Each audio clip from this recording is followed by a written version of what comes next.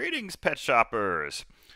In this little demonstration, I'm going to show you how shops can handle bad die rolls in this game.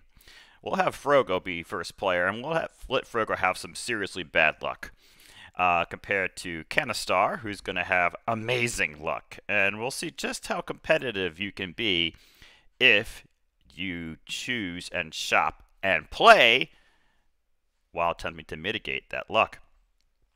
So we begin by shopping, and here we have pets in the market, and we'll have Frogo add the Digo to his shop. That'll cost him only 1 credit because of his shop bonus, and with another credit we'll buy a breeding chamber. The thinking being here is that we want our pets to generate value without having to have worker actions assigned to those. So we can spend those worker actions, no matter how horrible the rolls are, to other things, such as adding mutations, gaining coins, and also mitigating some of those hazards, which we know we're going to get.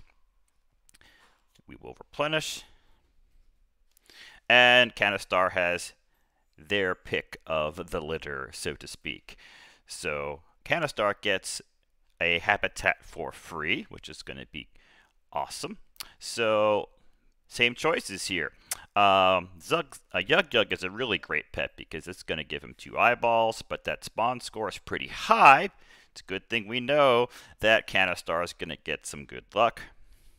So we'll go ahead and have him buy that. That'll cost him 2, only leaving him 1 space credit. And we'll have him buy a, well, hey, let's give just awards. He gets the Lord of the Eyes right there. And with that 1 space credit, how about buying a cloner? So we'll stick the Dragonling in a cloner. That means the Dragonling is going to be worth 1, and that's free. So Canistar still is sitting at 1 money. That is the buy phase. Now we'll go to the worker phase. Now we've already said that Frogo is going to have bad luck. Canistar is going to have good luck, and so the best luck that you can have without actually tripping into hazards is to roll 4s. You can roll 5 and still trigger a hazard, which is done on purpose. Those high rolls are really great for spawning and helping to spawn these pets that have high care scores, but that also will still trigger that hazard.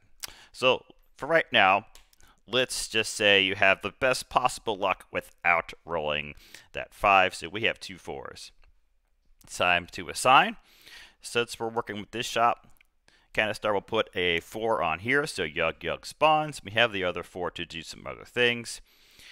Could certainly do a mutation, but also could just try to earn some money. We'll go ahead and have him earn some money. Frogo over here has rolled these 2 hazards. So this is going to trigger this to happen. And we'll have Frogo do 1 mutation to try to get a speaking award. And we'll also have him earn some money by selling some goods. So workers have been assigned. Now it's time for the sell phase. I'm actually going to let this little guy sit here for right now because early money is extremely important. You don't want to get behind in early money too much. We want to be competitive so that we can still afford some of the super pets. So Digo is going to sell for 2. Trouble sells for 1. That's 3. And we have goods, so that moves us from 1 up to 5. So that's a good first round. Now I didn't actually do my mutation phase. Lock this board down. Frogo is going to add a speaking mutation to make Digo extra speaky.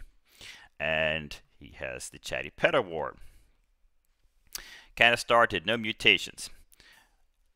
Let's do profit for Canistar. 1, 2, 3, 4, 5 profit. So it moves from 1 up to 6. So that is the first round. Workers go back into the break room. And you can see after 1 round, we only have a difference of 1 space credit between the 2 shops. Each of them has an award. And we'll see how this continues to play out as we progress throughout the game. So these pets go into the discard pile, and we get a new set.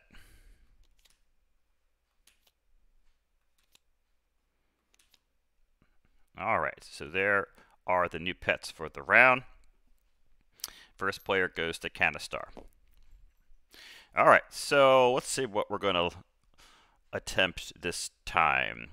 We already have the Lord of the Eyes, and in a two-player game like a duel, it's a little bit different feel than a 3- or 4-player game in terms of getting these traits. What typically happens is one player is going to have half of the traits, the other player is going to have half the traits, and then that fifth one, that odd one out, is the one that they contend to tug a war over. And that can make a big difference because it's an 8-point victory point swing. So Frogo definitely wants to position himself to win that extra 4, because that could be the difference in the game. Canistar, looking across what we have here. We have a Danger Boy, another Danger Boy, but also worth 2 VPs at the end of the game. And yeah, some interesting pets here. Could actually make an attempt at going for one of the super pets. This one, you may buy the top pet of either deck instead of a market pet, which is really, really cool and powerful. And we also get some attributes. And I'm not doing the attributes today just for the sake of simplicity. Let's go ahead, and I think Canistar is going to try to buy an Oculus Drift. That's going to cost Canistar 4, so move down from 6 to 2. And a free habitat. I think we want to get a breeding chamber just to make one of these a little easier to spawn. Let's try to make this a little easier to spawn. So the Oculus will now spawn on a 3 or more. And because Canistar has this amazing best case luck, we know that it can spawn this pet. So we're definitely seeing that knowing you're going to get these amazing, perfect, statistically unlikely rolls definitely can change the way you make your choices. That kind of perfect information about knowing what numbers you are does impact your approach, both on the high side and the low side. All right, so let's see. That was free. Now, Canistar could hire a worker to do other things. And, you know, we earn money to spend it. So we'll have Canistar hire this worker. And there's that. And now it's time for Frogo to enter the shop. So looking across there, it would be great to really get ahead on some of these other awards. And one of the ones that tends to kind of pivot is the Danger Pet Award. Now that's actually an interesting choice for Frogo if we are assuming we're going to have continually the worst possible luck that you could ever have, because that means his hazards are going to continue to trigger. So that's a choice that Frogo needs to make, whether Frogo is willing to have these danger pets. Don't think I want Deathfind, though, because it is going to eat workers if you assign them to Deathfind. And it does give a speak, but I want to venture out into some new territory. This also is a Danger Boy. So I think we're going to make a run on cute pets. Another possibility is to pursue something that doesn't have any traits. Let's go ahead and we'll kind of repeat what we did before. We'll go for Poogie, and that'll only cost 1. And we'll do another breeding chamber.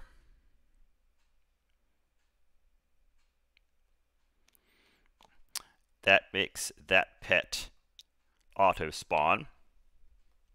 So I actually don't need any of my workers. I don't need workers for spawning pets, and I can set them to doing other things. Different shops handle bad luck in different ways. On the flip side of this pet, Alien Box can set their die to 2 at any time, which means they can mitigate the bad luck all the time. Now, they're getting a statistically less high value. The average value on these dice is 2.5, and they're getting a 2. So it's a little under curve, but you don't get that the hazards. And you can make that choice on a per dice basis. So Alien Box is a really great shop if you want to have like a really smooth running shop. And the flip side on Frogo, we have being able to buy pets from the discard pile, which actually has a really huge advantage because you can look through this pile and find pets that have traits that you need to complete a set, or if you're playing with the bonuses that have attributes that you need to complete a set. And this advantage grows more and more as the game progresses. All right, so back to our original kind of plain Jane Frogo with his discount. We've bought a habitat. Now, hiring workers. At this point, what workers are really going to allow me to do is mutate. And I'll need a worker to clean up this. I'm going to need a worker at some point to clean up another trouble. And I think I do, in fact, need to hire another worker. So we'll go from 3 to 1. So 1 credit ahead, and we'll hire this worker. That will allow me to clean up some triple mess, as well as either sell some goods or add that second mutation so I have the second award. All right, so both shops have done their shopping. It's time to roll. Oh no! Frogo has rolled another statistically impossible die roll. I talked about the chances of this. The chances of getting this particular value, as opposed to this, where you still can assign it and get some caring for your pets out of it. That's 1 in 6. The chances of you rolling that with 2 dice is 1 in 36. The chances of you rolling that with all 3 dice is 1 in 180. So it's less than 0.5% chance of doing this. Not to mention, I rolled 2 of them in the previous round. So we're getting increasingly unlikely results here.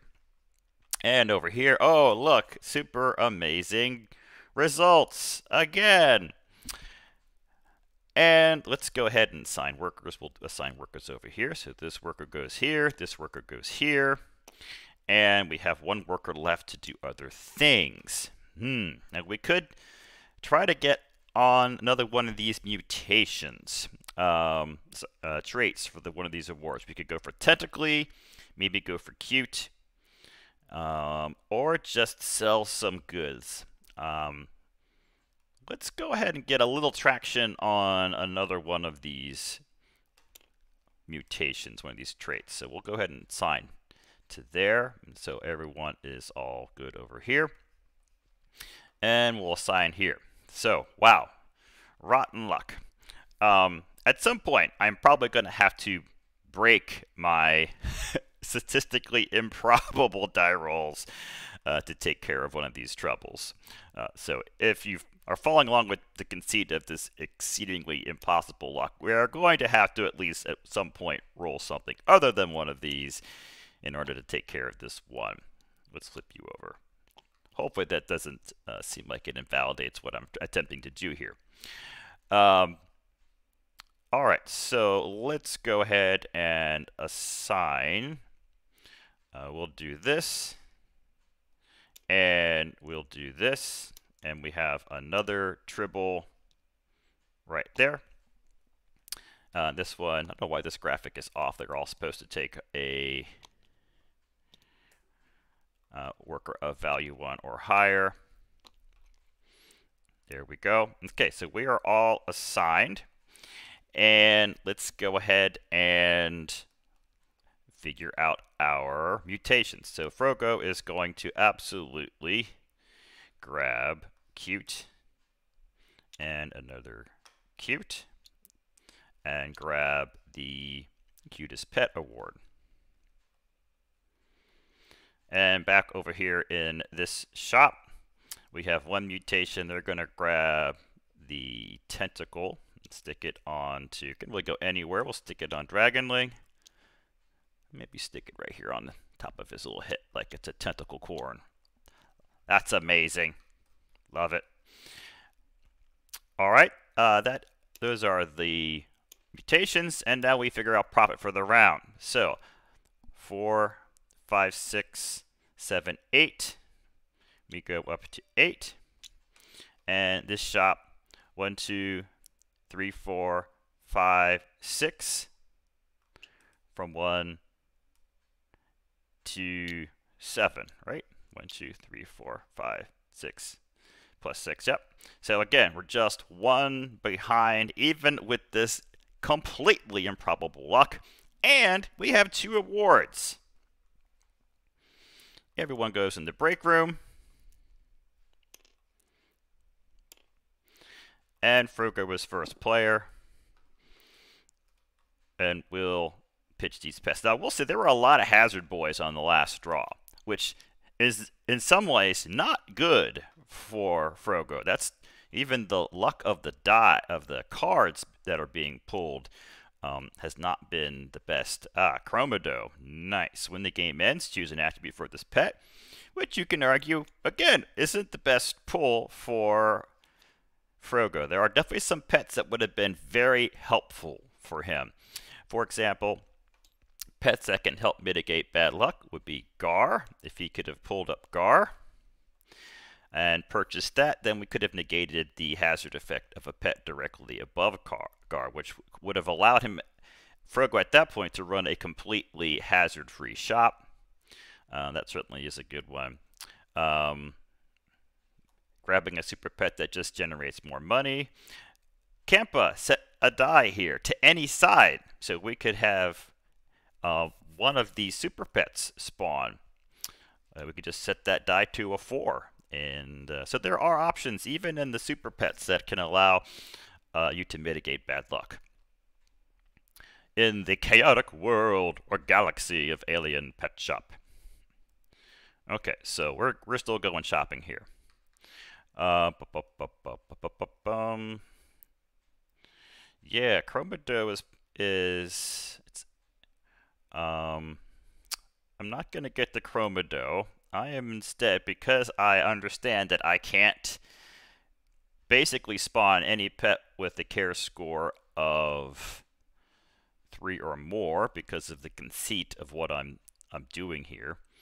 We're going to need to either grab something that auto spawns. I do like that auto spawner. Or we could go with Decasaur. Look at all those traits. That's amazing. And mutate the bejeebies out of Decasaur to give me even more headway on one of these awards. That might be the play. So that's really my choice, is Decasaur and have that sucker auto spawn. So we'll go ahead and do that. Now, I will acknowledge it might seem that I'm kind of doing like the same thing over and over again, and that's because I am. I'm working within the constraint that I've set myself up in this game, which is I'm always rolling all hazards all the time. And so the puzzle becomes a little different for me, and it is becoming a little consistent. I would have liked to have gotten the super pet, and typically you're not rolling this so much. Anyway, let's actually pay for some of the things. Decasaur costs 1, and Habitat costs 1. Now, do I want a worker? I actually don't. I will want workers for mutating my pets. And I do have the issue of needing to clean out at least one of these spots. So I think what I'm going to do is not buy another worker this round, and I'm going to set one of these dice to something like that, just just to make this like not like winning the lottery in terms of the odds, because that at that point would have been 8 consecutive zeros in a row. Purchases have been made. We're starting to build up some cash on hand. Back over here for Canistar, we have to replenish the market. All right. Now, another tentacle pet would have been good to kind of claim that, but it didn't come up. I suppose I could go through here and find a tentacle pet to make sure that everything aligns perfectly for everything Canistar wants to have happen. But some things I'm allowing to at least flow the way the game would normally flow. What are we going to buy here? We have eyeballs. We didn't get a tentacle. Now, we could go ahead and do a mutation. I think that's probably the plan, is to do that. Now, we need to have one worker reserved for Yug Yug. We're going to need at least one. I think we're going to go ahead and hire another worker.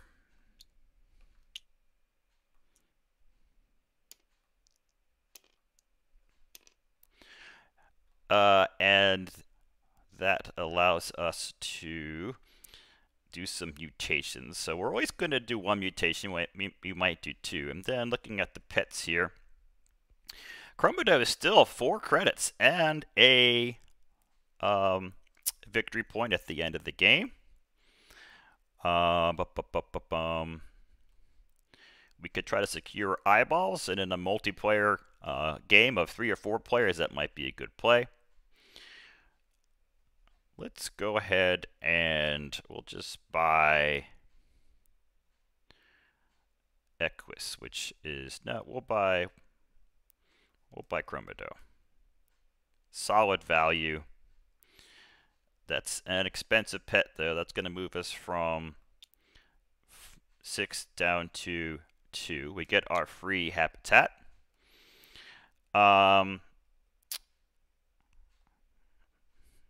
Just to show how mutators work, we're going to buy a mutator. And let's see who we're going to mutate. Let's go ahead and mutate Yug Yug. So what this means is I can instantly grab and add an extra trait even beyond the slots, and this gives me the second award. So we can see how that's playing out there. We have that Cthulhu award, and that was the freebie. All right, so let's go ahead and chuck some dice. Roll, roll, roll. Oh, another amazing roll. Obviously, at this point, odds are that Dragonling would have belched out some fire and would have taken a worker action to resolve. Over here, Frogo. Oh no, hazard, hazard, hazard. And I did say I was going to do the conceit of allowing at least one of these to, at one time, not to give me a hazard. And I could spend a credit. You know what? I'm going to spend a credit to show that we might have to spend some money sometimes to mitigate this horrible luck. And sure, I could roll this and still get a hazard. All right, so with that, the hazards trigger. Now, there's no empty spaces for the hazards to actually go. So, they don't spawn. So then we can use this to our advantage. Then we could take this 4, and we'll know that we'll be able to clean up that spot. And then we have these other 2 workers, and we're going to go mutate and mutate. And that's what we're going to do with that. Over here, this 4 will care for that. This one will care for that. This one will care for that. And we have a extra mutation. We'll go ahead and extra die. I guess we'll go ahead and use that for the mutations. And let's go over here. First player resolves mutations first. seeing that this player has one on deck, they are probably going to double down on tentacles or go for the eyes. Go for the eyes, boo! Or they could try to tie me on speaking, because they have one speak. They could tie and then make a maneuver to try to push. I think that what we're going to do is we have 3 cute, like super cute. You know what? I probably did a misplay. I probably could have done this for a tentacle. So even in my attempt to mitigate, I did have a misplay also. We'll do, if we do tentacle, then Canistar is just going to do a tentacle and set it to 3, putting this pretty out of reach. So I think we're still going to do that play. Tentacle. Tentacle. So this is at least going to force Canistar to defend this with a worker action. So those are resolved. And we come over here, and yes, we have that option of getting a little more breathing room on the Cthulhu award, or we can try to tie up with speaks. I think we want to get that breathing room. So we'll spend that and mutate there.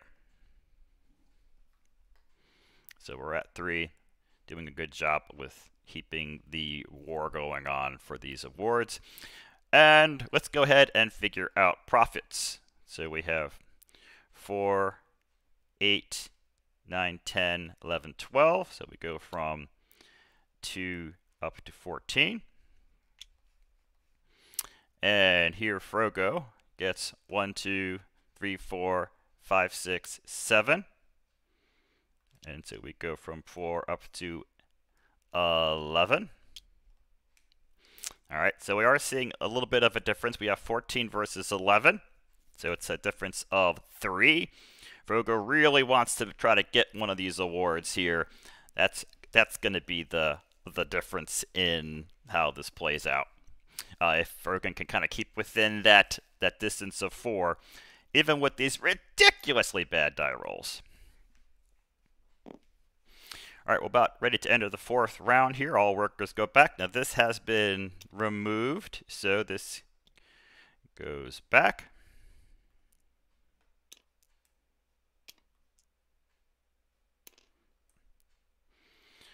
And we'll get a new set of pets.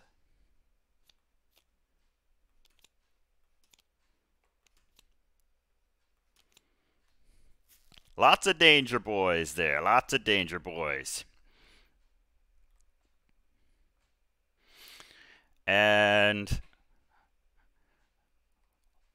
we have Canistar is the first player. So there are some interesting pets here. Now, Canistar could certainly attempt to grab a hazardous pet, and that would put them at 2 and give them another hazardous pet. And knowing that they always have the perfect luck, that might be a good strategy. There are some other pets here, like this one with 2 victory points at the end of the game. That's certainly cool. You know, just to be completely brutal and double down on the conceit of this, I think they probably would go for a hazard pet. This one is a hazard. Well, not a hazard. That's the thing. They're going to leave themselves a little vulnerable to having tentacles taken. And that's the tough choice. They can't defend all of these awards. If they steal the hazard award, then they're going to leave themselves open to losing the tentacle award.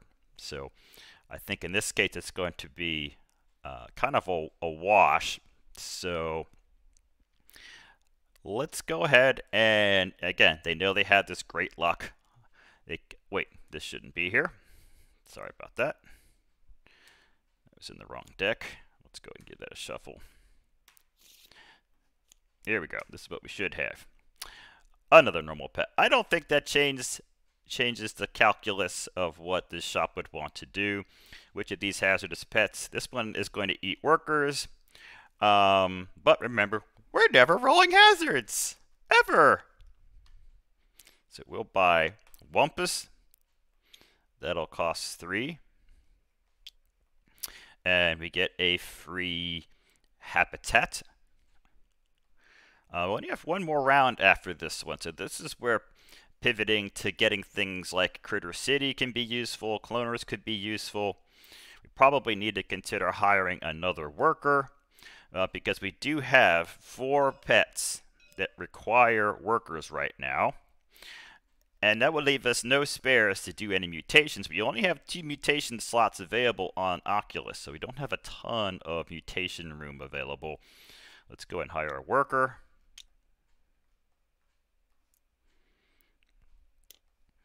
And what is our freebie going to be? Let's go ahead and let's just do some. We have cloning over here. We kind of are spreading around the different kinds of ones. Let's buy a Critter City. So that'll gain us a net of 1 VP. And that was free. So this is really great for Canistar. He basically got this for free and is getting 2 victory points. So we're definitely trying to leverage Canistar's special power. All right, Frogo is going to respond. Oh, there Gar is. That is amazing. Now the challenge with buying Gar is that because we can't roll dice, we're not allowing ourselves to have any values on these. Gar won't be able to negate we'll be able to negate the effect, but we're not ever going to be able to sell Gar. So there probably would have been some other super pets that might have been more helpful for us. But that one's still pretty good. I could throw that money down and I could set that sucker right here. And then we wouldn't have any more troubles to worry about. But I think the play is going to be Starpede, which is free for me. And that gives me a 3rd tentacle. Now, we're going to do a pro play here. We're going to buy a mutator. That instantly allows me to take a mutation. We're going to put a spare mutation on this pet. I still have an empty slot. That cost me 1. And we're stealing this award. So there is our 4-point swing. Oh, let me do this. And that means that Canistar does have the Danger Pet Award locked up. I won't be able to overtake. All right. So with that, it is time to roll dice. Roll, roll, roll, roll, roll, roll, roll. Brr.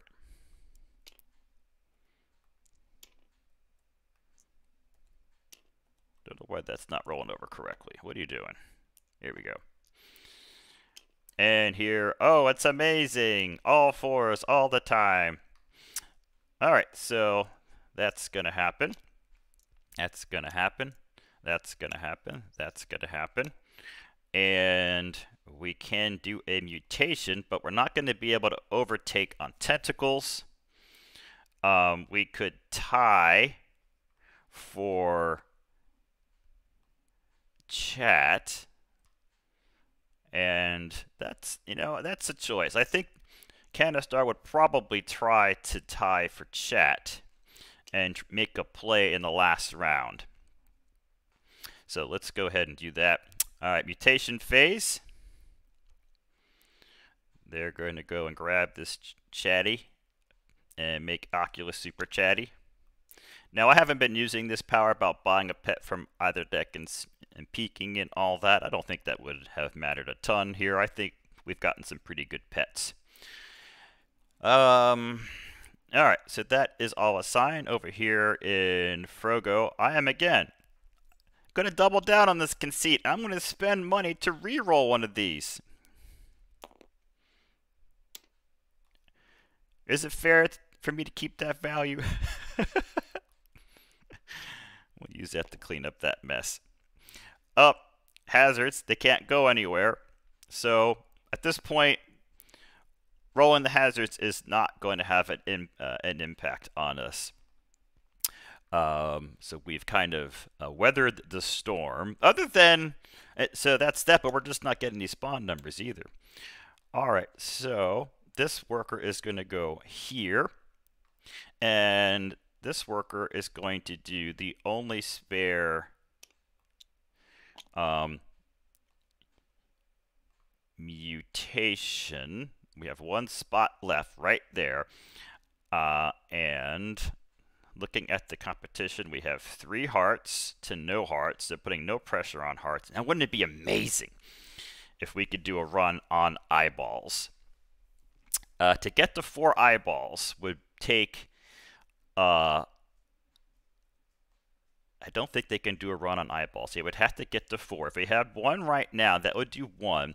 They would have to get 3 next round. They could place 1 with a mutation chamber, and then they would basically need 2 on the pets. I don't think we can get to eyeballs. There is only 1 pet that has double eyeballs, and that is Yug Yug, and well, that shop already has it. All right, so let's go ahead and resolve our mutations. So Canistar has 1. And, you know, they're feeling pretty hopeful.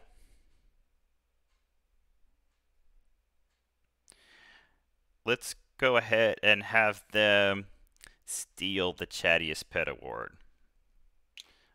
So back over we come. Now that one is a little bit more vulnerable because Frogo's going to go first next round, so they'll be able to perhaps do another mutation chamber, instantly place a chat, and then if they could get a pet with chattiness, they can overtake.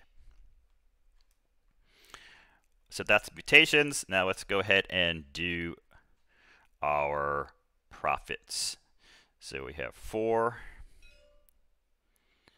5, 6, 7, 11, 12, 13, 14, 15. So we go to 24. Canistar's having a good game. Imagine that, having a good game. Perfect luck every time. All right, Frogo. Everything spawns. This gets this trouble cleaned out. And we get 1, 2, 3, 4, 5, 6, 7, 8, 9. Over to 18. Okay, definitely really important to get these victory points. Frogo needs to have a great last round to have a chance at taking this over. And who knows, if we were playing with bonuses and attributes, that also could make a difference. So even this kind of playthrough isn't demonstrating all the ways that a shop could, just by smart purchasing, be able to get victory points. All right, so did I resolve that? Oh, I didn't pick that guy. Yep, I should have done that. I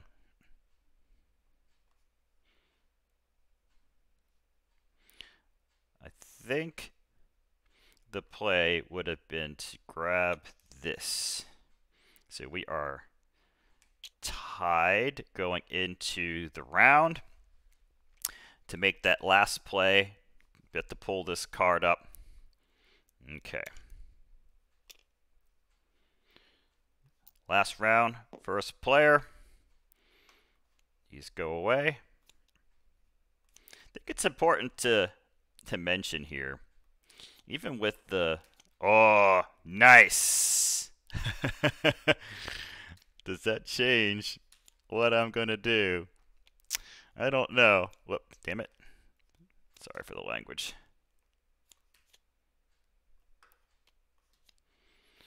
Being able to set a die here, that is huge. Well, he could have used that pet earlier, but, you know, he's got this bad luck. He's in the shop. Tough, tough choice. Ultimately, Frogo's best chance of winning here is to steal some of these awards.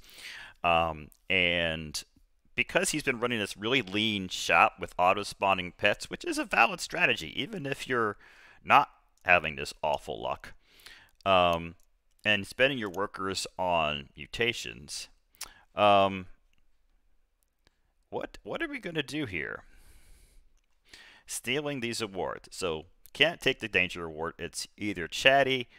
There's no play on eyes because we have 3 eyes. We have none in here. So we're definitely going to want to try to steal chatty. Now, unfortunately, there's no chatty trait, but that actually does play towards the advantage of Frogo. Okay, whoa, a little bit of luck. Because it means that Canistar can't just buy a pet with chatty to get that 4th trait. So Frogo absolutely has the ability to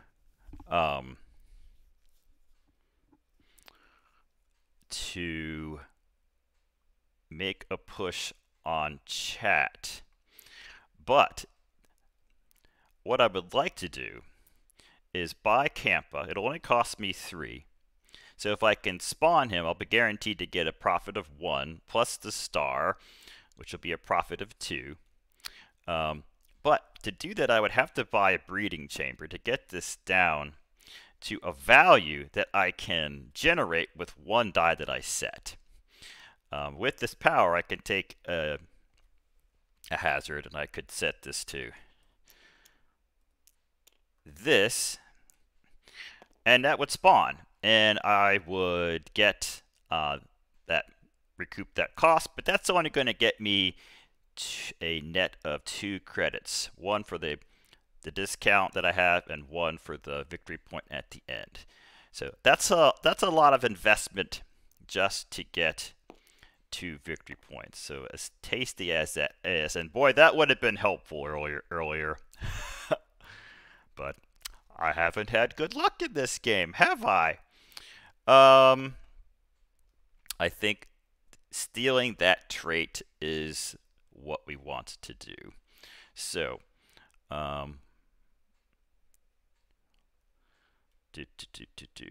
any pet that I buy this round is guaranteed to get me money.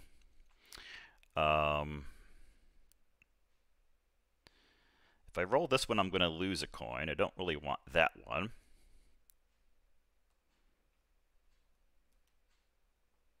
This one doesn't require any. This is interesting. This gives me a tentacle, which puts me a little bit farther ahead in tentacle land.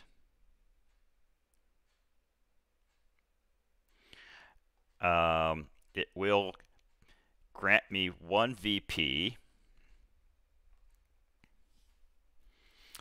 And crunching the numbers here.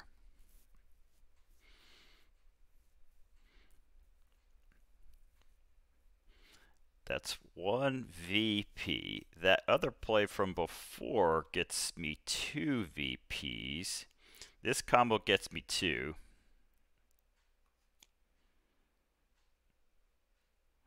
But it cost me 1 for that. So it's actually, that only gets me 1. So that's the same. And I still want to do my mutator. So I think we're going to grab this guy. Now, if we were playing with attributes, I would see which one of these completes one of my sets. Heavy, yellow, dancing, pink, blue, and water pet. So I would pick one of these, which is going to give me the most. Now, thinking about my worker actions. Where'd my die go? I have 3 dice. I don't know where my 3rd die got to. It's gone. Anyway, I have 3 dice.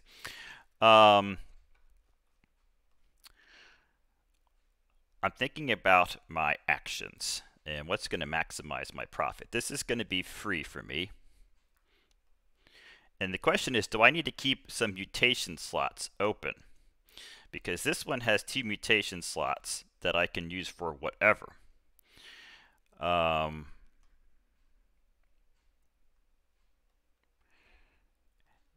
Looking at the other shop, they have no mutation slots available, but they might go ahead and buy Peeve and do a double action. The thing is, they can't spawn something if they do that.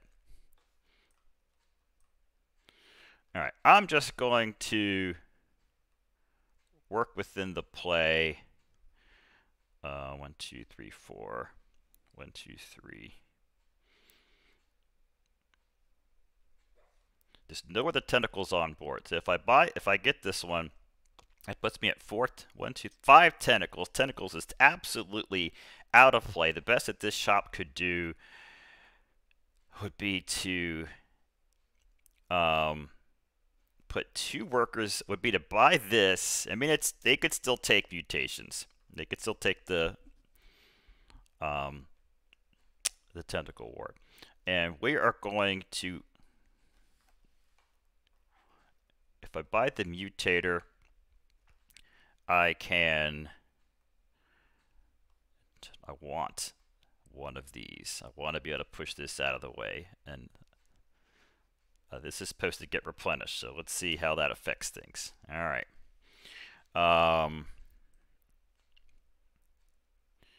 I am going to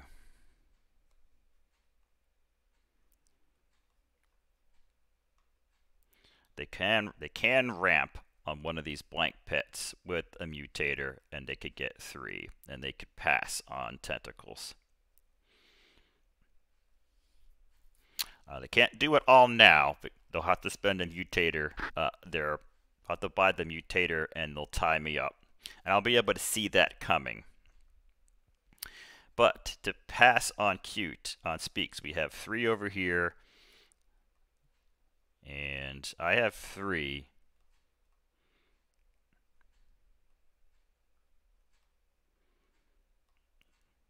I think we have to be very aggressive on this. And we're going to put, they could do the same thing for Speaks. 1, 2, 3.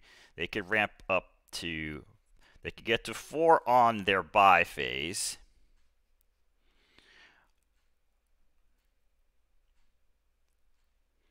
So I think we're going to buy Speaks.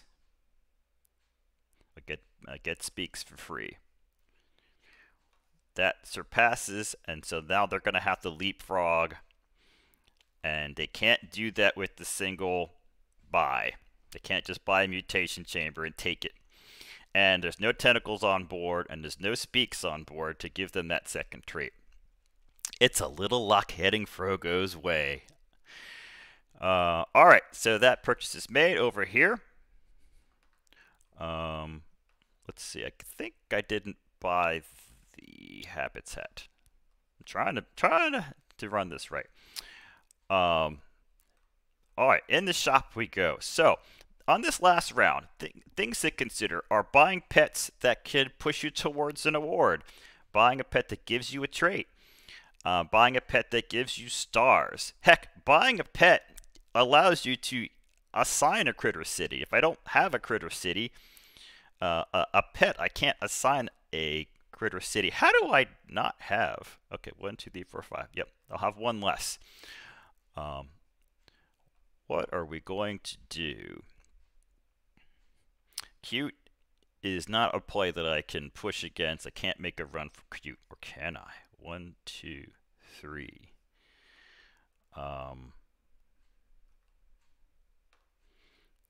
Let's go ahead, and I'm going to buy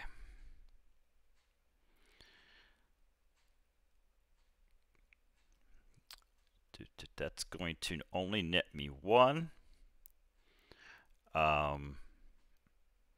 This will give me a VP. I won't roll a hazard because I'm super lucky.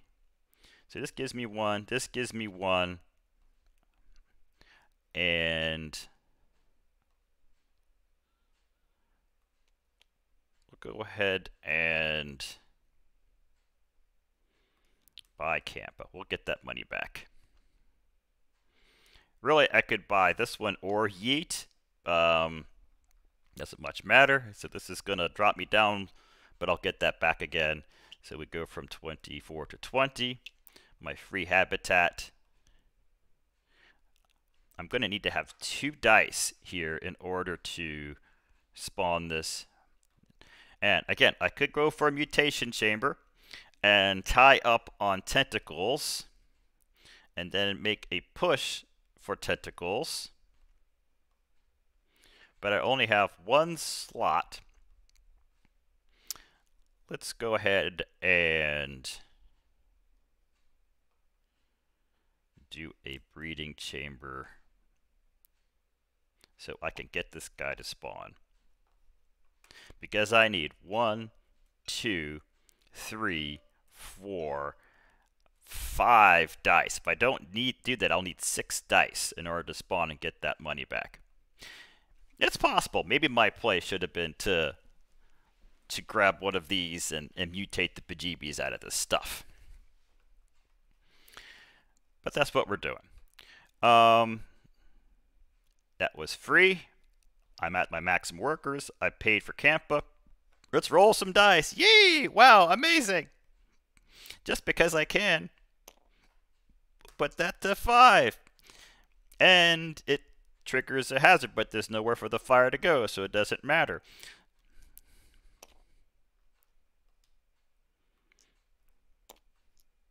Well, we'll keep that a 4. We don't want this to go off because he'll eat his worker. It's the last round. It doesn't matter if he gets nom-nommed. So that's all the pets spawning. Over here, I'm going to charge him a gold.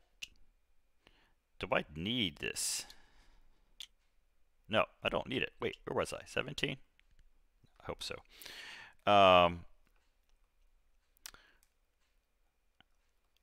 Oh, this guy. Yep, so this guy has that spawn of 2. Well, yeah, I'm going to roll this and spend money and hope I get that. Okay, I don't get it. It's fine.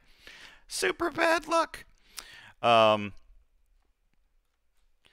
And we're assigning workers. So this guy's going to go here and get me some money. This guy's going to mutate. Would have been really nice if I hadn't have rolled that 1. But super bad luck. My. Because I could have spawned Starpede. He'll still get me 2 victory points at the end. Do I have any extra spots for mutations? Nope, we're all filled up. Okay, so that's the sign. And over here, so we're not doing any runs on mutations. So, mutations for Frogo. Can't make a play on eyeballs. I mean, that would have been kind of funny. But if we were playing a 3 or 4 player game, they might need to defend against yet another attack. We'll just go ahead and, just because we can, we'll stick some eyeballs on here. No, we won't. We'll go ahead and we'll grab a tentacle and stick it there. Boop. And that's the thing, that these tentacles are a finite number. So that's another thing that you can watch for is, does someone even have the tokens available to make the play? So there is that scarcity to take into account. All right, that's been resolved. And it is profit time. So we have over here 4, 5, 6, 7, 8, 9, 10, 11, 12, 13, 17, 18, 19. 19, so that's 39. Nice score. I mean, this is running about as smoothly as a shop can run. And over here, this one didn't spawn. 1, 2, 3, 4, 5, 6, 7, 8, 9. So we go to 25. That's a pretty sizable lead. Let's now do our final computations of awards. So over here, we have these awards. That's going to be 12 victory points. We go from 25 to 37. We gain 8 here. So we go from 39 to 47. Still a sizable lead. And then we do VPs on pets. We have 1, 2 VPs on pets. Whoops. 39. Didn't miss any. Yep, that's very respectable. VPs on pets. 1, 2, 3, 4, 5, 6, 7. And we trip over to 54. I don't have my tokens. Aw. All right. So that was a game of Alien Pet Shop where I matched up absolutely statistically completely improbable bad luck with perfect luck. And you can see that it was, in fact, a fairly competitive game. Yes, there's a difference of 15 in the final score. Any score around 40 is a really good score. And I feel that Frogo, as the person playing Frogo, would have felt like they had a chance to be competitive. And in the chaos of more people playing and not doing it as a pure duel, it's even more likely that they might have been able to kind of navigate through there. And people would have been able to kind of really see what Canistar was doing and try to interfere with the leader. So I hope this was a useful video for just showing how gathering cute pets is cute. Running your pet shop is a fun puzzle, and a huge part of that puzzle is handling the chaos of the pets and handling your purchases and how you're going to mitigate that bad luck when it happens. And you can see just a drastic difference in luck. You can still have a game where you feel that you're in it until the end. And again, I didn't do the bonuses. It would have been interesting to see how that would have played out. Would that have made this even closer? Hard to say. We have 2 heavy boys over here. We have some blue, lots of blue. So if we had the blue bonus card, we would have gotten that. Anyway, that's it. Thanks for watching.